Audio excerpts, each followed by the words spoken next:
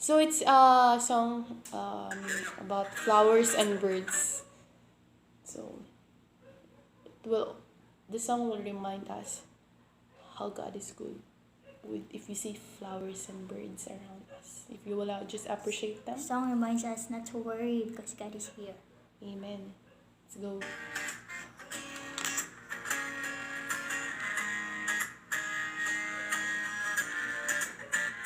Look at the birds, look at the flowers.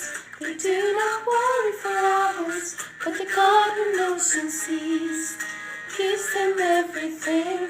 Look at the birds, look at the flowers. They do not worry for hours, but the God who knows and sees gives them everything. Do not be anxious. Our Father knows just what we need. Do not be worried. He will take care of everything, so we can trust Him. Seek His kingdom first. Oh, how He loves us more than the flowers and the birds. Whoa, whoa, more than the flowers and the birds.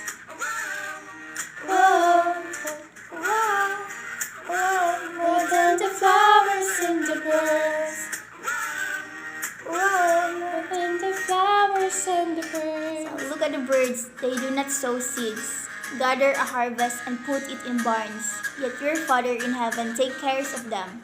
Aren't you worth much more than the birds? Can any of you live a bit longer by worrying about it? And why worry about clothes? Why worry about food? Look how the wild flowers grow.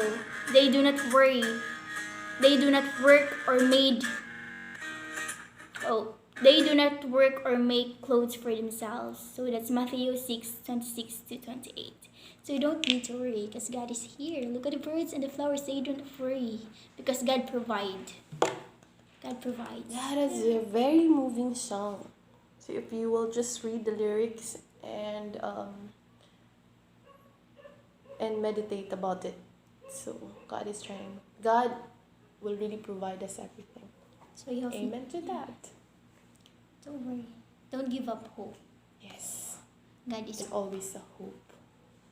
because if you give up hope, it's like you giving up God. Amen.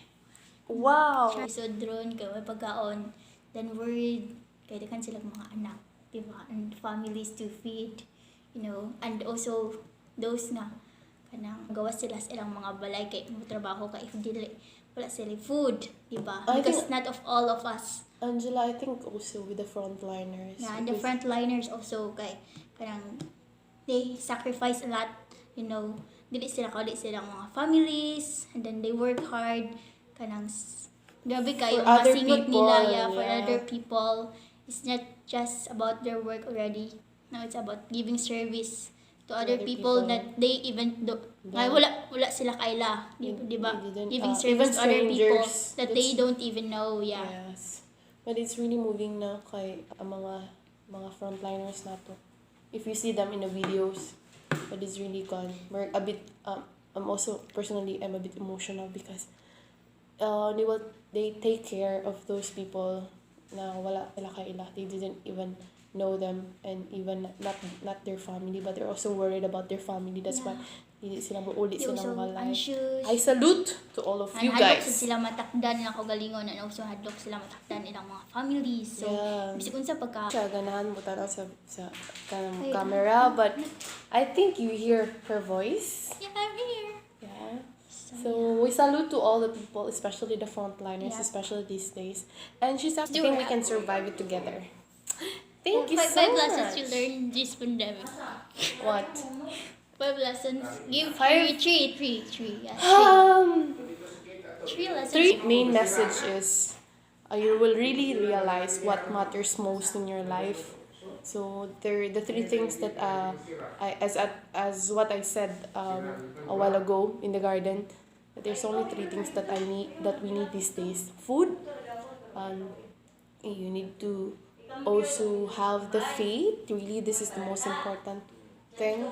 And family. So there are three things that we need these days. I think that's the three lessons that I learned. You need to love your family. You need to have faith in God. and you will think really what matters you most. So those, Angela. I don't know.